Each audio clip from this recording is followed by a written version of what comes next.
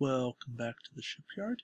Today we are talking about the U.S.S. Defiant from Deep Space Nine with 3 attack dice, 2 agility, 3 hull, and 4 shields. Comes out to costing 24 points. It's a decent swarm ship, but it is severely outgunned. This can be mitigated by the Type 8 phaser array upgrade from the U.S.S. Hood. However, if you don't have that card, the Defiant is probably one of those ships that is best left unpurchased. However, let's dig in a bit more and see what else she has in store. The named ability, when defending, convert all of your opponent's critical results into hits. This is only going to matter once or twice, unless you have some sort of repair ability. So I'm not a huge fan of it. I would like this ability more on a ship with 5 or 6 hull points. But with only 3, it's not going to make that much of a difference. The generic Defiant comes in at 22 points with 3 attack, 2 agility, 3 hull, 3 shields, no named ability. Again, there's nothing too remarkable about this. 90 forward arc, 90 rear arc. Yeah, it makes 2 and 3 hard turns great. The come about is red. That's okay, but all in all, it's just not a ship that's super impressive right now. We do get 2 captains in this pack. First off, we have Benjamin Sisko, skill 6 with a talent. Once per round, you can re-roll any one of your attack or defense dice. I actually really like Sisko. He is useful because he has versatility. You get to decide when it's best to utilize him, and at skill 6, you might get attacked a couple of times and be able to make that defense roll before you make your attack, or you might want to save him for your attack. So it's really up to you when you decide to use him best, and he gives you that ability to make a choice and pick the best moment to strike. The really nice thing with Sisko is that it doesn't have to be during the attacking phase, so it can be trying to repair a crit, it could be rolling for a warp core breach, it could be activating crew member abilities on dice, it could be any number of things. So look out for other uses for Sisko, because it does not have to just be when you attack. The other captain we get in this pack is Nerys. If a crew upgrade on an enemy ship would cause your ship to discard or disable any of your upgrades, roll 2 defense dice. If you roll at least 1 evade, ignore the effects of the enemy upgrade, and you don't pay a faction penalty when assigning Kira to a Federation ship. The downside of Kira is that she's skill 3. I like having protection for my upgrades. I think that somebody like Vic Fontaine is really useful, except Vic himself can be messed with. We saw Vic in the Deep Space Nine crew pack. So Kira is essentially the captain version of that, with a bit more protection. If you wanted Kira to be the captain of a ship that relied on a crew combo, you would have a built-in protection for that combo.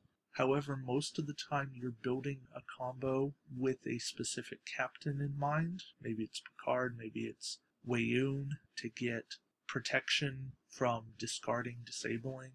Still, if you want Kira as a backup for your really cool combo, and you don't need a captain around, then Kira at 2 points on either your Bajoran or your Federation ship might be worth looking at. We also get 2 elite talents in this pack. Attack Pattern Delta. Disable this card to reroll your entire defense roll. You must reroll all of the dice and keep the results of the second roll. Most of the time, this isn't going to really save you. I would have much preferred this card to let you reroll any of your dice rather than your entire roll, because there just aren't that many times where your entire roll is that bad. This is meant really as protection to go with the cloaking device, which we'll get to. So maybe Attack Pattern Delta has a home on a Romulan or a Klingon cloaked ship. I think I'd still rather have battle stations protecting my defense than re-rolling everything and hoping for better. The other talent is Attack Pattern Omega. If you damage an opponent's hull with a critical, you may immediately discard this card to give them a warp core breach. That's a really fun crit to give someone. Being able to choose it is just plain nasty. I think that Warp Core Breach would probably be my second choice of crits to give someone after Stunned Helmsman, because there's a lot of times I'd rather have someone not shoot back than have a 1 in 8 chance that they might blow up. For tech, we get the Cloaking device. Instead of performing a normal action, you may disable this card to perform the cloak action, and then it works just like a normal Cloaking device. You may sensor echo, you get the 4 extra defense dice. The problem with this Cloaking device is that it costs 5 extra points to go on any ship other than the Defiant, so it gets really pricey to do anything else with it. The problem with this card is that it very quickly becomes an action hog. You have to spend an action to re-enable it, then you have to spend an action to cloak again. So while it's great at the start of the game and it's great for an alpha strike, it is not all that useful mid-game to be able to re-cloak at a moment's notice. Still, for mission play, having a Cloaking device can often be useful, and it's a card that I think is better to be in the game than not in the game. I like running it with Terul. It's a very thematic combo, and she helps mitigate that action economy loss. For crew, we start off with Jadzia Dax. Action, disable this card to perform an additional 2 maneuver this round. Forward or bank, you cannot attack this round. They had me liking this card until they said you cannot attack this round. We have so many other cards, Admiral Forrest, Romulan Pilot, that let you do extra moves for just an action that don't disable them and don't cost you your attack. Now those are only 1 maneuvers or green maneuvers, but this is only a 2 forward or a 2 bank, and it costs you your attack. I'm sorry, I fail in my mission here, but Jadzia is a card that absolutely has no use, especially for 5 points. Well, 4 points Federation. You just can't make her work. She's not worth it. Next, we have Miles O'Brien. Action, disable this card to repair 2 shield tokens. You cannot attack this round. I'll take it. Being able to repair 2 shields is worth the downside of an action and not being able to attack. Yes, there are better ways to repair. Thinking Captain Miles O'Brien from your faction, he's just an action to repair. Crew member Glenn Darrow for the Dominion is an action to repair a hull or shield. But the jump of getting 2 at once can often make the difference between surviving that round or not, whereas 1 doesn't let you live. So Miles is not a must-take. He's very, very situational.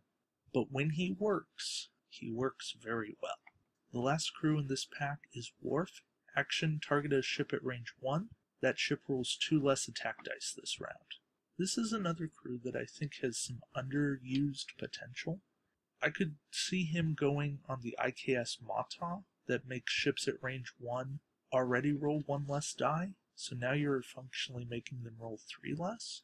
You could also pull in some shenanigans with Rebellion to make a ship roll 2 less attack dice when they fire at you, and then you get to make an attack back against them. The key to Worf is making sure that you can move late in the round so that you know that a ship will be firing at someone, not necessarily your ship, but that ship has someone to shoot at. Being able to take 2 dice off of that ship could keep one of your ships alive. Again, another situational card, not something you want all the time, but something that's worth having around. And the last card in this pack is Quantum Torpedoes. Their secondary weapon, 5 dice, range 2 to 3. You have to spend your target lock, but if you hit the ship, meaning if 1 or more damage gets through, then you do an extra hit to the ship, meaning that Quantum Torpedoes will never just do 1 damage. They're either going to do nothing or 2 or more. I really like Quantums. They're the start of good torpedoes.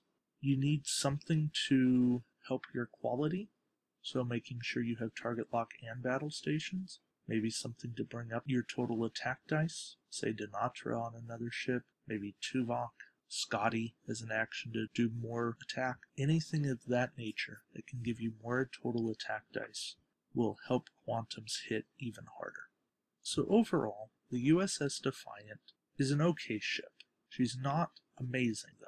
Her attack value is under what it should be, She's very flimsy, very fragile, but she has a good captain.